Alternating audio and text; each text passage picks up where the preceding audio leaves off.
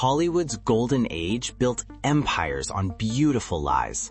Behind the velvet curtains and glossy magazine covers, 19 of cinema's brightest stars lived in constant terror, not of scandal sheets or studio executives, but of themselves. They married people they didn't love. They performed heterosexuality like it was another role. They drank to forget who they really were. Some found brief moments of authenticity in secret networks and hidden relationships. Others destroyed themselves trying to reconcile the irreconcilable. A few paid with their lives when their carefully constructed facades crumbled. This isn't gossip. These are documented confessions, sealed testimonies, and deathbed revelations that remained buried for decades. The truth they hid wasn't just about who they loved. It was about the devastating psychological cost of denying your very essence to survive. Subscribe to discover the complete truth about Hollywood's most carefully guarded secret and the system that demanded these stars sacrifice themselves for stardom. Rock Hudson, the perfect man who lived a perfect lie. Rock Hudson stood 6'4" with a chiseled jaw and warm brown eyes that made millions of women swoon. Throughout the 1950s and 60s, he epitomized Hollywood masculinity, starring in romantic comedies opposite Doris Day that defined an era. He was America's ideal leading man, handsome, charming, safe. But Roy Harold Scherer Jr., the boy from Winnetka, Illinois, knew a truth that would have destroyed his career instantly. Hudson was gay in an era when even whispers of such reality could end everything he'd worked for. The studios arranged his marriage to his agent's secretary, Phyllis Gates, in 1955. The union lasted 3 years and served its purpose perfectly, silencing growing rumors. Gates later revealed she had no idea about Hudson's true orientation until a private investigator she hired recorded conversations that shattered her illusions. For 30 years, Hudson maintained the charade. He attended premieres with beautiful women, gave interviews about his search for the perfect wife, and played his role so convincingly that almost no one suspected. Behind closed doors, he lived a completely different life, finding companionship and love in relationships he could never acknowledge publicly. The mask finally crumbled in July 1985 when Hudson became the first major celebrity to publicly acknowledge having AIDS. At 59, the man who had represented perfect American masculinity revealed the truth he'd hidden for decades. He died 3 months later, but his revelation changed everything, forcing Hollywood to confront the hidden world it had created. Greta Garbo, the woman who chose invisibility. Greta Garbo arrived in Hollywood from Sweden in 1925 at just 20 years old. Within 5 years, she became one of cinema's most celebrated actresses, known for her otherworldly beauty and enigmatic presence. But Garbo's greatest performance wasn't on screen. It was the carefully maintained mystery surrounding her personal life. When asked about romance, she simply smiled and changed the subject. The press called her mysterious. Her friends knew she was protecting something far more complex. Garbo had romantic relationships with both men and women throughout her life, though she preferred the company of women. Her connection with fellow actress Marlene Dietrich became legendary in Hollywood's underground circles, though neither woman ever confirmed it publicly. At least 3 men, including silent film star John Gilbert, proposed marriage. Garbo refused them all. She understood that marriage would be another performance, another mask she'd have to wear.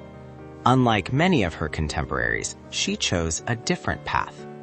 At 35, Greta Garbo walked away from Hollywood entirely. She spent the final 50 years of her life living alone in New York City, rarely photographed, never giving interviews. When she died in 1990 at 84, she left behind no spouse, no children, and no explanation. Her silence was her truth. In an industry that demanded constant performance, she chose invisibility over lies, creating a mystery that protected her authentic self better than any fabricated story could. Cary Grant, 12 years in Bachelor Hall. Cary Grant embodied sophistication, charm, and wit. His romantic comedies defined an era, and his impeccable style made him every woman's fantasy and every man's aspiration. But behind the perfect image lived Archibald Leach, a working-class boy from Bristol, England, carrying secrets that would have destroyed his carefully crafted persona. In 1932, Grant met actor Randolph Scott on the set of Hot Saturday. What began as friendship evolved into something deeper. The two men moved into a beach house together in Los Angeles, a residence gossip columnist dubbed Bachelor Hall. Here's what shocks people most. Grant and Scott lived together for 12 years, from 1932 to 1944. They continued cohabiting even during Grant's first 2 marriages. Photographers documented them lounging by the pool, cooking together, living as an open couple in full view of Hollywood, yet nobody questioned it publicly. Magazines ran features about their bachelor lifestyle without ever examining what that really meant. The studios ensured the narrative stayed carefully controlled. Grant eventually married 5 different times, each marriage an attempt to silence the whispers and maintain his image. Reports suggest he ended his relationship with Scott under pressure from studio executives who threatened to expose everything. Grant spent the rest of his life performing heterosexuality, while the great love of his life remained unacknowledged, a ghost that haunted him through 5 marriages and decades of carefully calibrated public appearances. Barbara Stanwyck, the woman who walked on the wild side. Barbara Stanwyck commanded the screen with an intensity few actresses could match. Tough, independent, and fiercely talented, she built a 60-year career playing women who refused to conform. Perhaps because she understood what it meant to hide who you truly were. Industry insiders widely believed Stanwyck was lesbian or bisexual, though she maintained public appearances of heterosexuality throughout her career. She married twice and adopted a son, creating the family image studios demanded. In 1962, Stanwyck took a bold risk. She played Jo Courtney, a lesbian character in Walk on the Wild Side, one of Hollywood's first attempts to portray a lesbian on screen. Even then, the character was coded, never explicitly stated. When writer Bose Hadley later questioned whether she'd had relationships with women, comparing her to Greta Garbo and Marlene Dietrich, Stanwyck reportedly threw him out of her house. She would never confirm or deny. The silence was her shield. Stanwyck continued working until the 1980s, earning respect as one of Hollywood's most professional and talented actresses. She died in 1990 at 83, having never publicly discussed her sexuality. Her performances showed strength, independence, and defiance. Perhaps those characters were the closest she could come to living authentically in an industry that demanded she hide. Her refusal to play conventional feminine roles mirrored her refusal to live a conventional life. Strategic mystery as survival. Marlene Dietrich came from Berlin's thriving 1920s underground scene, where fluid sexuality and gender expression flourished in cabarets and drag balls. When she arrived in Hollywood, she brought that sensibility with her, though she learned quickly to hide it publicly.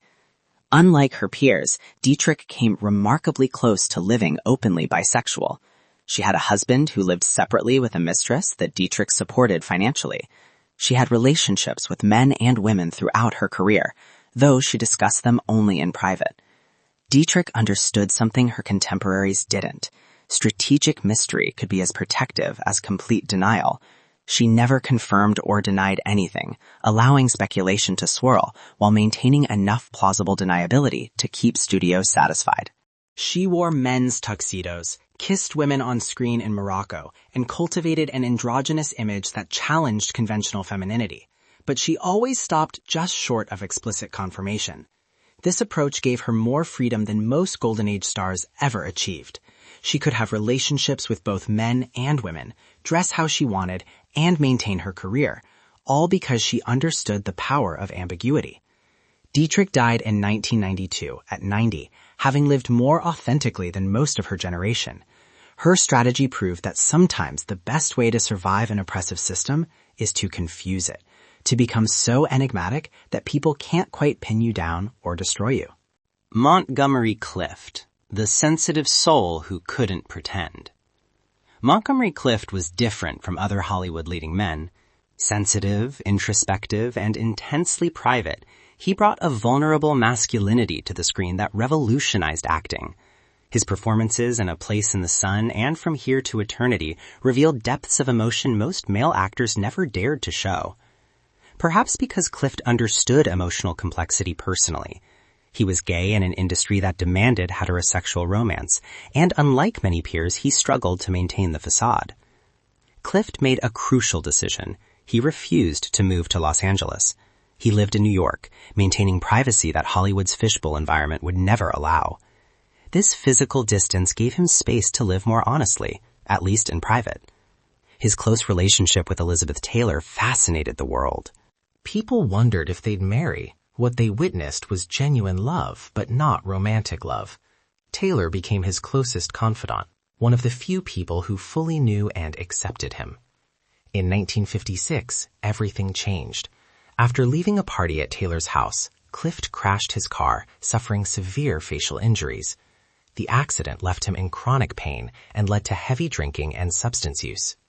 Industry insiders suggested the accident accelerated something already brewing, a psychological collapse from living a double life. Clift died in 1966 at just 45, destroyed by pain both physical and emotional, unable to reconcile who he was with who the world demanded he be. James Dean, the rebel's real rebellion. James Dean became the ultimate symbol of youthful rebellion in just 3 films. East of Eden, Rebel Without a Cause, and Giant captured something raw and real about young men struggling against conformity. Dean's performances felt personal, because they were. Those who knew Dean well, including close friends and colleagues, said he was gay and only maintained heterosexual relationships for public appearance. His intensity, his sensitivity, his rejection of traditional masculinity, all of it came from living between 2 worlds. Dean found some freedom in New York before Hollywood. The city's more tolerant environment allowed him to explore relationships and identity more openly. But fame brought scrutiny, and scrutiny brought pressure to conform. During the filming of Giant in 1955, Dean bought a new Porsche 550 Spider. He named it Little Bastard. On September 30th, 1955, while driving to a race in Salinas, California, Dean crashed head-on into another vehicle on Route 466. He was 24 years old. James Dean's death froze him in time as the eternal rebel, but the rebellion people celebrated was the safe version, teenage angst, generational conflict. The real rebellion, the authentic struggle against a system that demanded he deny his true self, remained hidden. In a tragic way, the crash saved him from an impossible choice. He never had to decide between authenticity and career, between living openly and surviving in Hollywood's unforgiving system. Marlon Brando, unrestrained and unapologetic. Marlon Brando redefined screen masculinity with raw, animalistic intensity in A Streetcar Named Desire and The Godfather. He was the alpha male, the ultimate heterosexual fantasy, which made his private life all the more shocking. Brando was openly bisexual in private circles, maintaining relationships with both men and women throughout his life. He married 4 times and fathered 17 children, a performance of heterosexuality on an almost absurd scale. But those close to him knew different stories. Reports suggest he had relationships with James Dean and brief encounters with numerous other men in Hollywood. Brando approached sexuality with the same intensity he brought to acting, unrestrained and unapologetic, at least in private. In 1976, music mogul Quincy Jones casually mentioned Brando's bisexuality in an interview. Decades later, Brando's widow confirmed relationships with men, including Richard Pryor. The revelations barely made news, because by then, Brando's reputation was complex enough to absorb anything. Brando seemed to live by his own rules, creating such a powerful public persona that rumors couldn't touch him. He found a form of freedom his contemporaries never achieved, though even he never publicly acknowledged his full truth during his lifetime. His approach proved that sometimes overwhelming talent and undeniable screen presence could create enough space to live more honestly, even if complete openness remained impossible in Hollywood's golden age. Tyrone Power, the romantic leading man's hidden cost. Tyrone Power's dark eyes and romantic presence made him one of the 1940s biggest box office draws. Women wrote him thousands of love letters. His swashbuckling roles in films like The Mark of Zorro created fantasy romances for millions. The reality behind the fantasy was far more complex. Power, according to multiple sources, including Hollywood's underground network, had relationships with both men and women, leading a carefully compartmentalized private life. Power married 3 times, each marriage strategically timed to counter rumors or maintain his image. But friends and associates suggested his truest emotions were reserved for relationships he could never acknowledge publicly. The constant performance took its toll. Power developed a reputation for being difficult on set, drinking heavily, and struggling with depression. He was living multiple lives simultaneously, and the psychological cost was immense. On November 15, 1958, while filming a sword fight scene for Solomon and Sheba in Spain, Power suffered a massive heart attack. He was only 44 years old. Doctors attributed the heart attack to stress and physical exertion, but those who knew him wondered if the real cause was deeper, the accumulated stress of decades living in fear, performing every moment of every day, never able to simply be himself. The romantic leading man who made millions swoon died young, his heart literally unable to sustain the weight of living a lie. Spencer Tracy, the manufactured romance. Spencer Tracy and Katharine Hepburn's 25-year romance captivated the world. The public loved the story. 2 brilliant actors who found true love, but couldn't marry because Tracy was Catholic and wouldn't divorce his wife.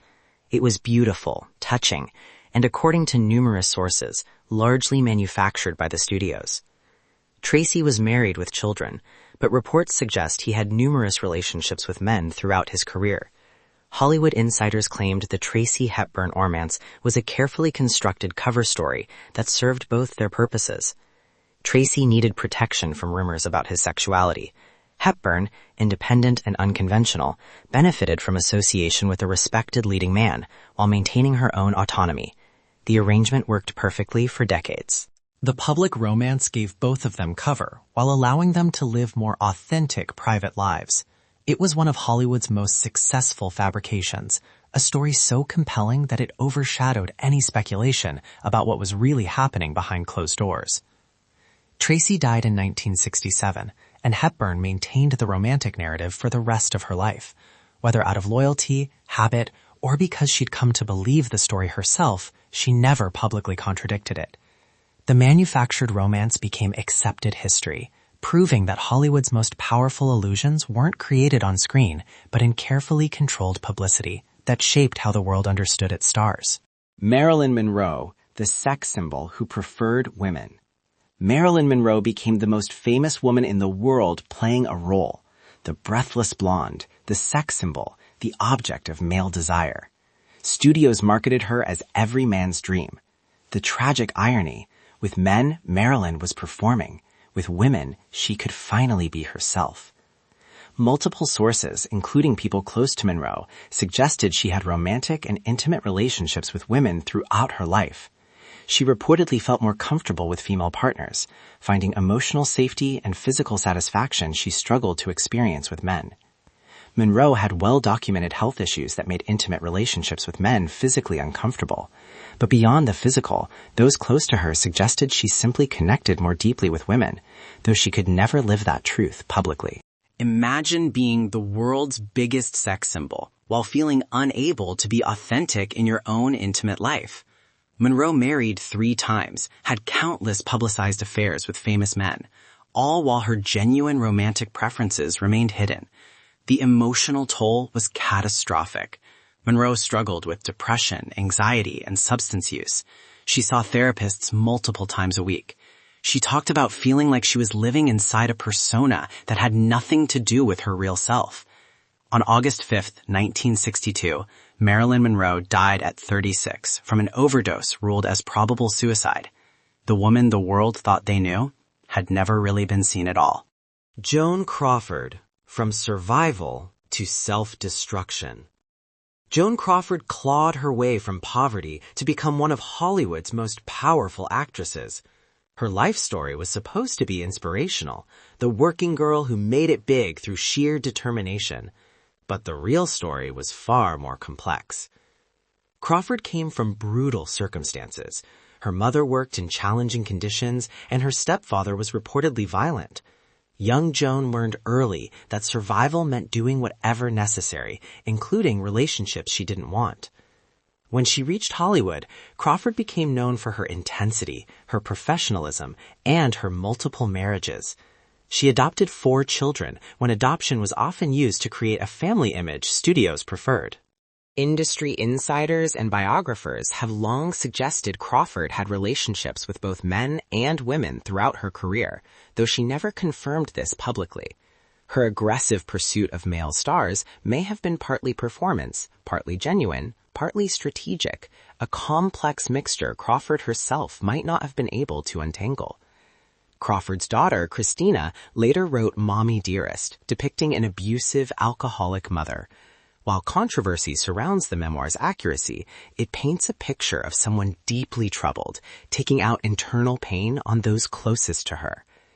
Crawford died in 1977, at 73, estranged from her children, having lived a life of constant performance, with rare moments of genuine peace.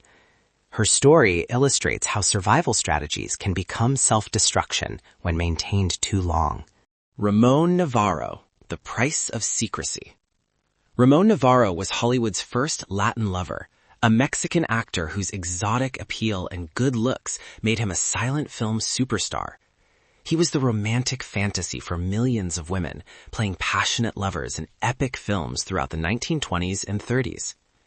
The man born José Ramón Gil Samaniego in Mexico preferred the company of men, though he could never acknowledge this publicly.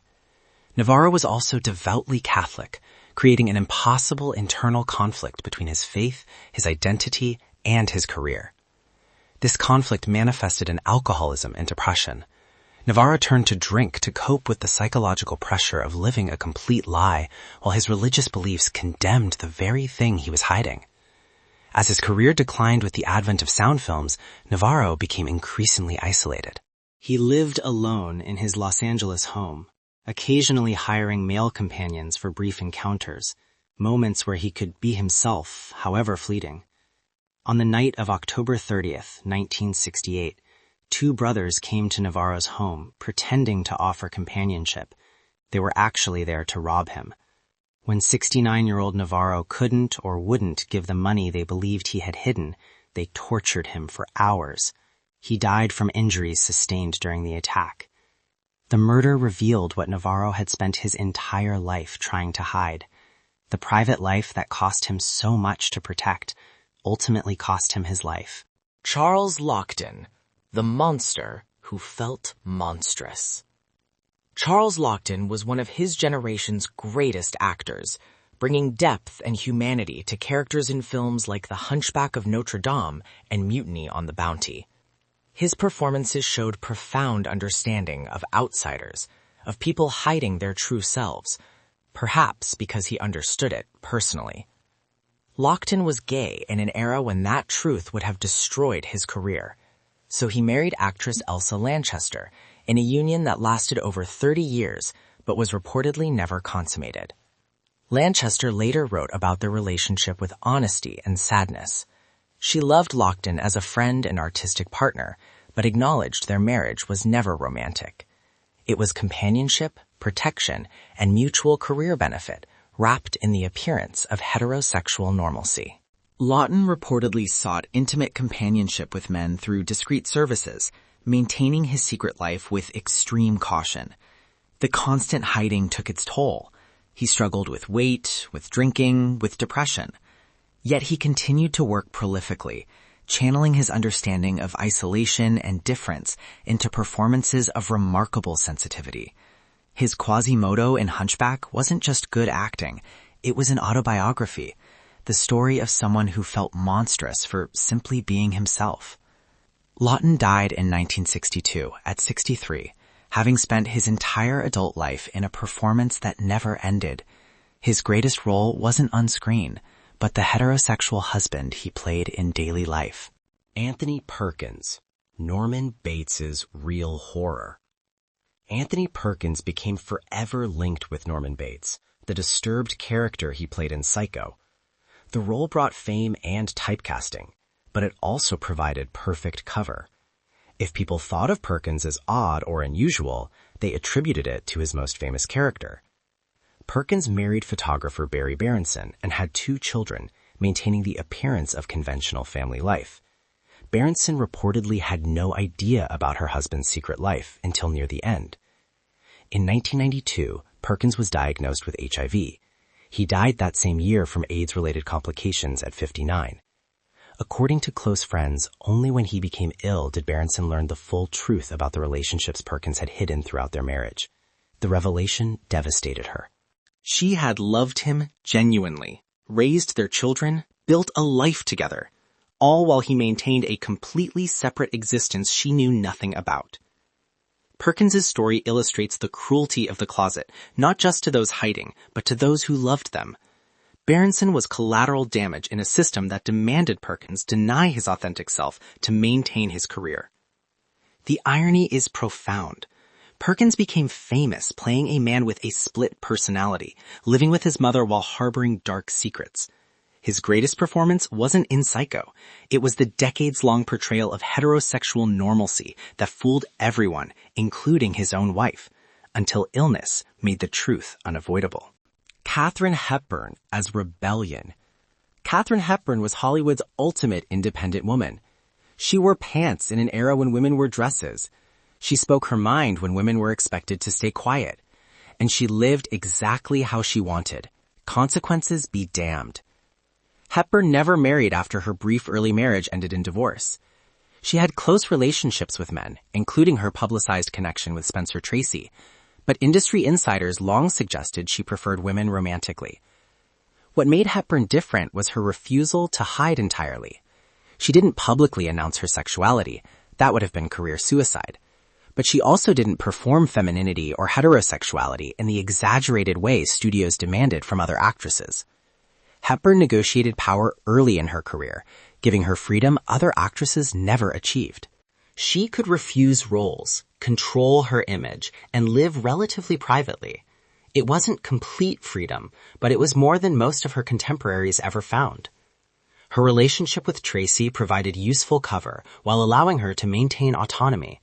Whether their connection was genuinely romantic or primarily strategic, it served both their needs perfectly. Hepburn died in 2003 at 96, having lived life largely on her own terms. Her survival strategy was simple: be so talented and so stubborn that they need you more than you need them. She proved that negotiating from strength could create space for small rebellions that accumulated into a relatively authentic life. Richard Pryor, the comedian who hinted at truth. Richard Pryor came from devastating circumstances, raised in his grandmother's brothel where his mother worked. That brutal honesty about his origins carried into his comedy, making him one of the most groundbreaking and influential comedians ever. Pryor married 7 times to 5 different women and had 7 children. His tumultuous personal life, struggles with substance use, and explosive behavior were well documented. What wasn't documented was his bisexuality. Years after Pryor's death in 2005, his widow Jennifer confirmed what insiders had long whispered. Pryor had relationships with men, including reportedly with Marlon Brando in the 1970s. Music mogul Quincy Jones had mentioned it in interviews, and finally, those close to Pryor acknowledged the truth. Pryor himself had hinted at it in his comedy and in interviews toward the end of his life, but the media largely ignored or dismissed these references. Even when he tried to tell his truth, people weren't ready to hear it. His comedy often explored sexuality, identity, and the masks people wear to survive. He understood performance and authenticity in ways that came from living between two worlds. Pryor died at 65, having lived with more honesty than most of his Golden Age peers, though even for him, complete openness remained impossible. His legacy shows how comedy can be both confession and deflection, truth-telling wrapped in laughter that makes difficult realities easier to swallow. Quiet dignity in secret love. Raymond Burr played America's most famous defense attorney on Perry Mason and a detective in Ironside. His stern presence and authoritative voice made him television royalty for decades. But Burr's personal life was pure fiction, carefully constructed stories that protected his truth. He claimed multiple marriages and tragic deaths of wives and children, stories biographers later discovered were entirely fabricated. The truth was simpler and more beautiful. In 1960, Burr met Robert Benavides on the set of Perry Mason. They became partners and stayed together for 33 years until Burr's death in 1993. They built a life together, bought land, started an orchid business and vineyard in Sonoma County.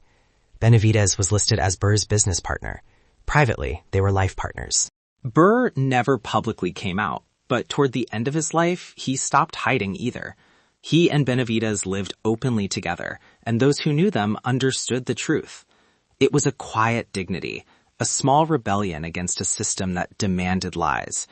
Burr found a way to have love and career both, even if he couldn't name it publicly. His story offers a gentler model of survival, not dramatic coming out or complete denial, but a middle path where love existed openly for those with eyes to see, while maintaining enough plausible deniability to protect his career. Clark Gable, the King's Hidden Past. Clark Gable was Hollywood royalty, the king who epitomized leading man masculinity for decades.